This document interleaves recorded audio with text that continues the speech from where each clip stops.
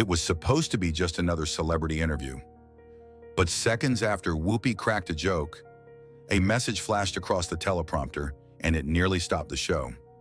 I was planning to end everything tonight, but hearing Keanu talk about grief gave me hope.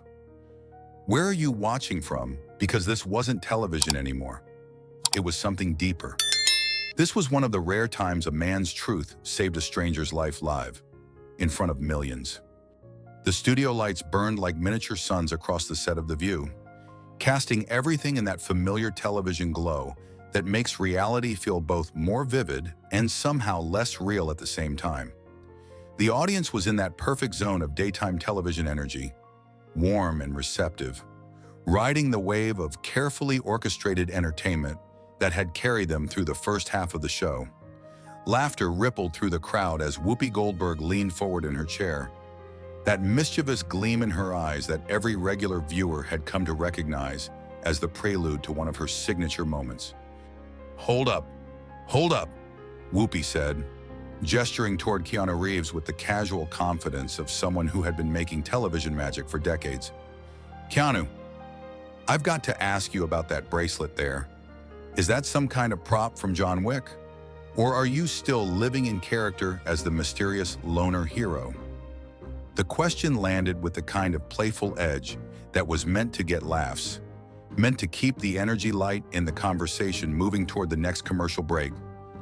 The audience responded exactly as expected, chuckling at the familiar dynamic of host and guest, the comfortable dance of celebrity interview that they'd all performed countless times before. But something shifted in that moment, something almost imperceptible at first, like the way the air changes just before a storm arrives. Keanu's fingers moved unconsciously to the thin silver bracelet on his wrist, a gesture so subtle that the cameras almost missed it, and his eyes took on a quality that the studio lighting couldn't quite capture. When he spoke, his voice carried a weight that seemed to fill every corner of the studio, transforming the space from a place of entertainment into something more sacred, more honest. "This belonged to Jennifer," he said, each word measured and deliberate, like stones dropped into still water. "My girlfriend. She passed away, but I still wear it because she was the light of my life, and I don't want to forget what that felt like." The laughter died instantly, not gradually fading but cut off as cleanly as if someone had thrown a switch. In the space where mirth had been, something deeper settled in, something that connected every person in that studio to the fundamental truth of loss, of love that persists beyond presence, of the way we carry pieces of the people we've lost like talismans against the darkness. What happened next defied every protocol of live television, every carefully laid plan for how the show was supposed to unfold. A technical glitch, the kind that usually gets handled seamlessly by the crew, instead became a moment of pure, unfiltered human connection. Words appeared on the teleprompter screen, words that weren't supposed to be there, words that cut through the artifice of television like a knife through silk. "I'm a veteran," the message read, stark white letters against the blue background. "I was planning to end everything tonight, but hearing Keanu talk about pain as part of being alive, I want to try one more time." The silence that followed was unlike anything that studio had ever experienced. It wasn't the absence of sound, but the presence of something larger than sound. A collective held breath that seemed to acknowledge the gravity of the moment, the terrible fragility of hope hanging in the balance. Every eye in the studio turned to Keanu, waiting to see how he would respond to this unexpected gift of trust, this stranger's decision to place their life in the hands of his words. Keanu looked directly into the camera, not at the host or the audience, but straight through the lens to wherever that unknown person might be sitting, alone in their darkness, teetering on the edge of a decision that couldn't be undone. His voice, when it came, was steady but soft, carrying the kind of authority that comes not from power, but from genuine understanding of what it means to stand at the edge of giving up. "I don't know who you are," he said, "but you're still breathing. And that's not a small thing. That's everything. Don't give up. Fight back. Just one more time. Just one more day. That's all any of us can do." really, is choose to try again tomorrow. The studio had become something else entirely, transformed from a place of manufactured entertainment into a sacred space where truth was being spoken without scripts or preparation.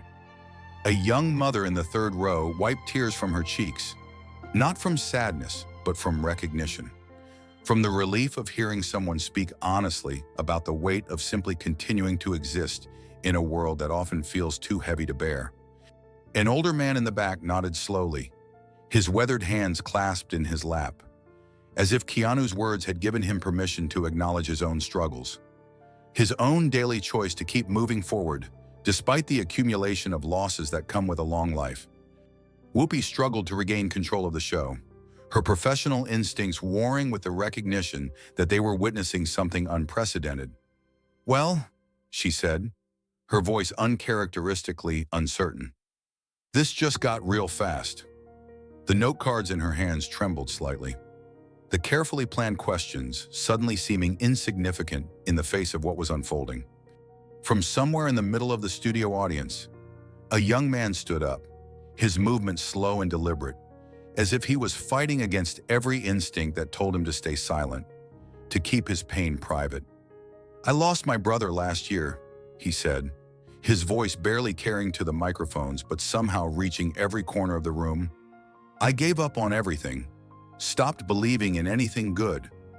But hearing you talk about carrying pain without shame, about it being proof that we've lived and loved, I think I want to try again." Keanu simply nodded, no words necessary, his eyes holding the young man's gaze across the distance between them, like a bridge built of understanding. The gesture was small but profound, an acknowledgement that the courage to speak such truth deserved to be witnessed, to be honored without judgment or platitude. The studio lights seemed to soften, or perhaps it was just that the harsh brightness of entertainment had given way to something more gentle, more reverent. The space felt less like a television set and more like a sanctuary, a place where broken people could gather and find they weren't as alone as they'd believed. Keanu's hand returned to the silver bracelet, his fingers tracing its familiar weight with the kind of tenderness reserved for objects that hold entire universes of memory. "Pain isn't weakness," he said, his voice carrying to every corner of the silent studio. "It's proof that you've lived, that you've loved, that you've allowed yourself to be vulnerable enough to let someone matter. And that's the bravest thing any of us can do." The audience began to rise, not in applause, but in something deeper, a collective acknowledgement of the sacred nature of what they just witnessed. It wasn't the kind of standing ovation that celebrates performance, but the quiet reverence reserved for moments when truth cuts through pretense and touches something essential in the human spirit. Whoopi looked at Keanu with eyes that had moved from playful confidence through confusion to something approaching awe. The recognition that she just witnessed the kind of television that happens not when everything goes according to plan, but when life breaks through the barriers we've built around authentic emotion. But this moment of raw honesty, this unexpected convergence of pain and hope broadcast live to millions of homes across America, was just the beginning. Behind Keanu's willingness to stand vulnerable before the world lay a story of loss and resilience that few people knew. A journey through darkness that had taught him the difference between surviving and truly living. How does someone learn to carry such pain with such grace? What experiences forge the kind of strength that can reach across television screens and pull strangers back from the brink of despair? The empty highways of Los Angeles had become Keanu's sanctuary during those endless nights when sleep felt like a luxury he couldn't afford, and staying still meant drowning in memories that came in waves without warning. His motorcycle cut through the darkness like a prayer whispered into the void, the city lights blurring past in streaks of amber and red, while the silver bracelet caught glimpses of streetlight on his wrist. The only proof that what he'd lost had ever been real at all. Those were the months after Jennifer Syme's death, after losing not just the woman who had filled his world with laughter and possibility, but also their unborn daughter, a future that had been stolen before it could even begin to take shape. The double loss had carved something out of him that felt irreplaceable, left him wandering through his own life like a ghost haunting the ruins of his former happiness. The paparazzi photographs from that period would later become internet memes. Images of a man sitting alone on park benches or subway platforms, staring into distances that seemed to stretch far beyond the physical world around him. But those photographers never captured the full story, never saw the small photograph he carried in his wallet that he would take out during those solitary moments, studying Jennifer's face as if he could somehow memorize his way back to the person he'd been when she was alive. They never witnessed the internal battle he fought every single day, the choice between surrendering to the darkness that beckoned with promises of relief and finding some way to transform the pain into something that could serve a purpose larger than his own suffering. The decision to channel his grief into quiet acts of service hadn't come with fanfare or grand declarations. It started small, almost accidentally, when he noticed a child in a hospital waiting room during one of his own visits for the physical therapy he needed after a motorcycle accident. The little girl was reading a tattered comic book, her bald head wrapped in a colorful scarf, and something about her fierce concentration reminded him of the daughter he would never get to read bedtime stories to. The anonymous donation he made to the children's cancer ward that day was the first of many, the beginning of a pattern of giving that would eventually touch hundreds of lives in ways he would never seek credit for. The morning of the View taping, his manager had cornered him in the green room with the kind of warning that had become depressingly familiar in recent years. "They want sad Keanu," she said, air quotes hanging heavy with cynicism. The whole internet meme thing, they're looking for that viral moment where you're vulnerable and tragic and everyone can share it and feel like they've connected with something real. She spoke with the weary efficiency of someone who had spent too many years packaging authentic human emotion for mass consumption. Keanu had pulled the small photograph from his jacket pocket then. Not the publicity still that everyone had seen, but a candid shot of Jennifer laughing at something just outside the frame. Her eyes crinkled with joy that seemed to radiate from the worn edges of the picture. "I'm not going there to perform grief," he said, his voice carrying the quiet conviction that came from having wrestled with his demons long enough to know which battles were worth fighting. "I'm going to tell the truth, whatever that looks like." The drive to the studio took him through neighborhoods where he'd spent countless hours in recent years, delivering donations to community centers and homeless shelters, sitting with veterans who struggled with their own wars against despair, listening to stories that reminded him that suffering was not a solitary experience, but part of the vast, interconnected web of human experience. The bracelet caught the late afternoon sunlight streaming through the car window, and he found himself thinking not about the interviews or the cameras waiting for him, but about all the people who had trusted him with their pain, who had shown him that healing was possible even when it seemed impossible. When Whoopi launched into her familiar routine on camera, her voice carrying that particular brand of daytime television charm that was designed to make everything feel light and manageable, Keanu recognized the game being played, but chose not to participate in it.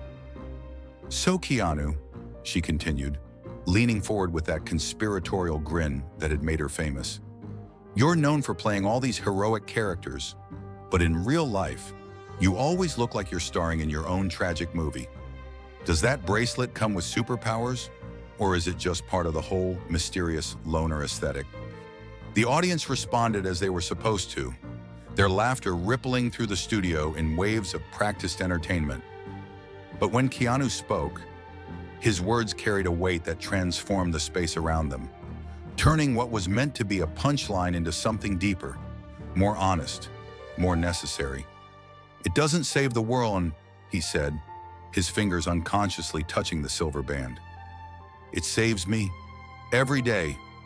The shift in the room was palpable, like the moment when a casual conversation becomes a confession, when small talk gives way to the kind of truth that changes everything. Keanu's voice grew stronger as he continued, not louder but more certain, more willing to let the cameras capture what he had never intended to share with millions of strangers.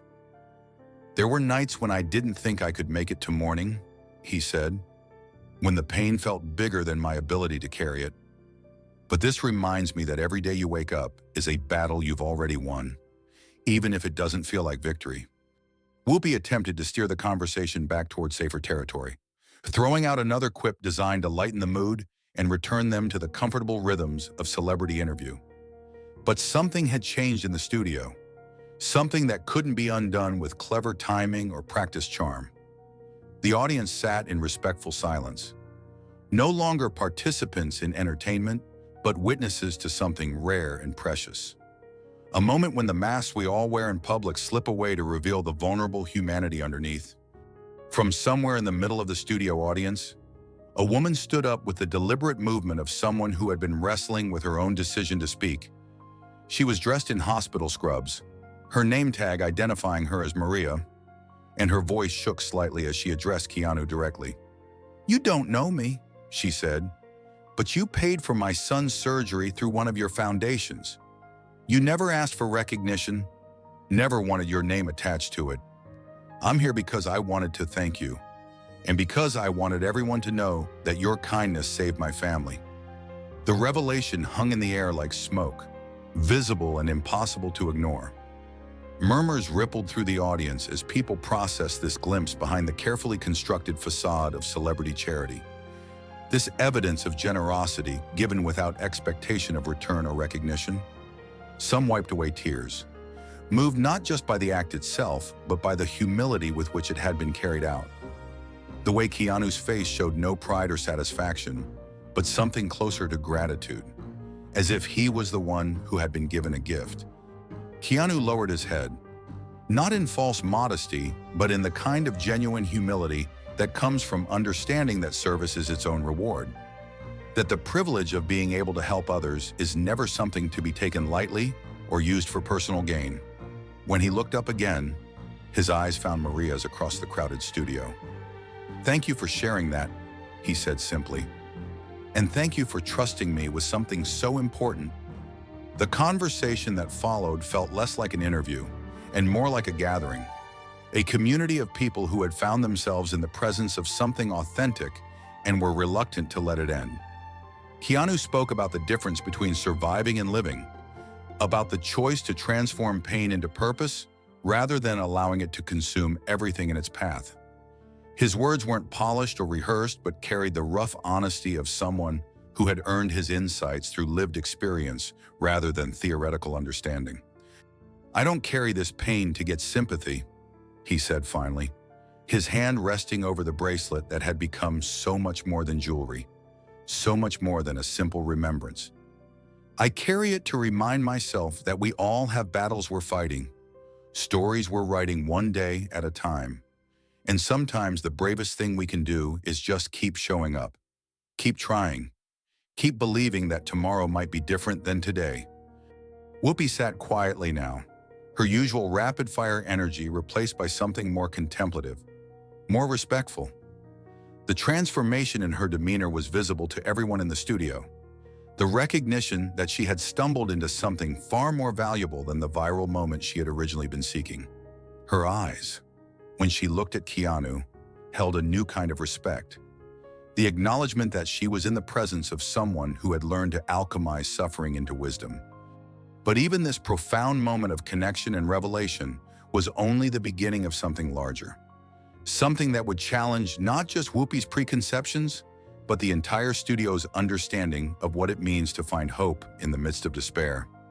The final test was yet to come, a moment when Keanu would be asked to defend not just his own journey through darkness, but his belief that redemption is possible for anyone willing to do the hard work of transformation. The atmosphere in the studio had shifted so profoundly that it felt like breathing different air, as if the very molecules had been rearranged by the weight of truth that had settled into every corner of the space. But Whoopi Goldberg was a professional, a veteran of thousands of hours of live television, and the instincts that had carried her through decades of entertainment were fighting against the sacred nature of what was unfolding around her. She could feel the show slipping away from the familiar rhythms of celebrity interview, could sense the producers in the control room struggling to decide whether this was television gold or a disaster in the making. With the desperate energy of someone trying to regain control of a runaway train, Whoopi leaned forward and launched what felt like a final assault on the vulnerability that Keanu had shared. "Let's be real here. Keanu, she said, her voice carrying a sharpness that cut through the reverent quiet like a blade. You've made millions of dollars playing the tragic hero, the brooding action star with the mysterious past. Now you want us to believe that you're just a regular guy dealing with grief, that this isn't all part of some carefully crafted image designed to make you seem more relatable, more human? The accusation hung in the air like poison, transforming the sacred space they had created into something ugly and cynical. The audience shifted uncomfortably, sensing that something precious was being threatened, that the moment of authentic connection they had all witnessed was being reduced to the level of publicity stunt and calculated manipulation. Some looked away, unable to watch what felt like the desecration of something holy. But Keanu didn't flinch, didn't retreat into the protective shell that most celebrities would have donned in the face of such an attack. Instead, he reached into his jacket pocket and withdrew the small photograph that had become his compass through the darkest nights of his life, placing it gently on the table between them like an offering, like proof of the reality that Whoopi was questioning. The image of Jennifer's laughing face seemed to glow under the studio lights, a testament to love that had been real, to loss that had been devastating, to pain that had nothing to do with image or career, or the entertainment industry's endless hunger for manufactured emotion. I don't perform grief, he said, his voice low but carrying a steel core that reached every corner of the studio. I live with it, every single day. And I'm here because someone out there, sitting alone in their kitchen or their car or their bedroom, needs to know that they're not the only one carrying something heavy. They need to know that pain doesn't disqualify you from being human. It proves it. The words fell into the silence like stones into deep water, creating ripples that seemed to spread outward through the audience, through the cameras, through the invisible connections that link this moment to millions of homes across the country. Whoopi's note card slipped from her fingers, fluttering to the floor like leaves from a tree that had suddenly lost its ability to hold on to anything artificial or scripted. Her eyes, when for the first time since the show began, showed something real, something unguarded, something that looked remarkably like shame mixed with newfound respect. The transformation was visible to everyone watching, the moment when a seasoned television host realized she had stumbled into something far more valuable than the viral moment she had originally been seeking. The calculated cynicism that had driven her final attack crumbled in the face of such uncompromising honesty, leaving her sitting across from a man who had just demonstrated what it looks like to choose vulnerability over self-protection, truth over image, service over personal gain. Keanu, she said, her voice softer now, stripped of the performative energy that had characterized her approach throughout the show. I was wrong to mock you, to treat your pain like it was material for comedy. We spend so much time talking, filling every silence with noise. But today you've taught me something about the power of really listening. She reached across the space between them, taking his hand in both of hers, a gesture so genuine and unexpected that it felt like watching someone discover empathy in real time. The studio lights seemed to dim somehow, or perhaps it was just that the harsh brightness of entertainment had given way to something gentler, more reverent, more appropriate for the sacred nature of what was unfolding. The audience rose to their feet again, but this wasn't the enthusiastic applause that typically punctuated daytime television. This was something deeper, quieter, more profound, the kind of standing that happens not to celebrate performance, but to honor truth, to acknowledge courage, to participate in a moment that transcends the ordinary boundaries between stranger and stranger. Keanu turned toward the cameras, his gaze direct and unwavering, speaking not to the millions of viewers he couldn't see, but to the individual hearts that he somehow knew were listening. The people sitting alone with their own version of the silver bracelet, their own photographs hidden in jacket pockets, their own daily battles against the darkness that threatens to overwhelm. If you're holding on to something, he said, his voice carrying the authority of someone who had earned his wisdom through lived experience rather than theoretical understanding. A memory, a keepsake, a scar that reminds you of who you've lost or what you've survived. Don't hide it. Don't be ashamed of it. It's proof that you fought, that you loved, that you refused to let the worst moments of your life define everything that came after. From somewhere in the audience, an elderly man's voice rose above the reverent silence. "That's the truth," he said, his words carrying the weight of decades, of his own losses and survivals, of recognition that transcended the artificial barriers between performer and audience. Near the front of the studio, a young woman slowly raised her arm, revealing a bracelet similar to Keanu's. Her small gesture of solidarity creating ripples of understanding that spread throughout the crowd as others recognized their own versions of the same story, their own talismans against forgetting. The studio had been transformed completely now. No longer a place where entertainment was manufactured and consumed, but a sanctuary where truth was spoken and witnessed, where the mask that people wear in public had slipped away to reveal the vulnerable humanity that connects all human experience. The cameras continued to roll, but they were no longer recording a television show so much as documenting a moment of collective recognition. A gathering of wounded healers who had found themselves in the presence of someone willing to name the thing they all carried, but rarely spoke about. Keanu stood slowly, his movement deliberate and final, leaving the photograph of Jennifer on the table like a benediction, like a promise that love persists even when presence doesn't, that beauty can be found even in the midst of devastating loss. His voice, when he spoke for the last time, carried the quiet authority of someone who had wrestled with angels and lived to tell about it. "You don't have to win every battle," he said, his words settling into the hearts of everyone present like seeds that would continue to grow long after the cameras stopped rolling. "You just have to keep standing. That's enough. You're enough." He walked away from the table, then, not hurrying but not lingering either, carrying himself with the dignity of someone who had said what needed to be said and trusted the words to find their way to the people who needed to hear them. He didn't look back, didn't wave to the audience or acknowledge the cameras, but his presence continued to fill the space he left behind. The echo of his truth reverberating through the studio like the last notes of a song that nobody wanted to end.